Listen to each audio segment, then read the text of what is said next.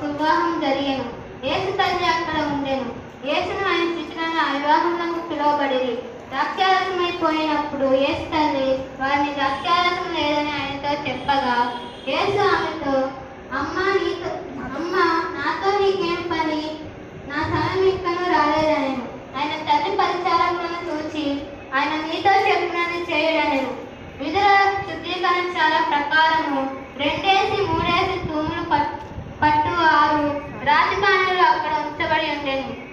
యేసు ఆ బాణలు నీళ్లతో నింపుడని వారితో చెప్పగా, వారు వాటిని అంచుల మట్టుకు నింపిరి.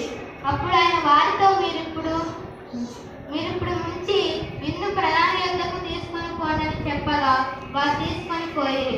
ఆ ద్రాక్షారసం ఎక్కడి నుండి వచ్చినా ఆ నీళ్ల ముంచి తీసుకొని పోయిన పరిచారకులకే తెలిసినది కానీ విందు ప్రధానికి తెలియకపోయాను. కనుక ద్రాక్షారసమైన ఆ నీళ్లు రుచి చూసినప్పుడు ఆ విందు ప్రధాని పెండ్లి కుమారుని పిలిచి, ప్రతివాడును మొదట మంచి ద్రాక్షారసం పోసి జనులు మత్తుగా ఉన్నప్పుడు జబ్బు రసం పోయెను. నీవైతే ఇదివరకు మంచి ద్రాక్షారసం ఉంచుకొని ఉన్నావని అతనితో చెప్పాను. గలిలయలోని కానాలో యేసు ఈ మొదటి సూచనక్రియను చేసి ఆయన మహిమను బయలుపరచెను. అందువలన ఆయన శిష్యులు తన యందు విశ్వాసం ఉంచిరి. ఆమేన్.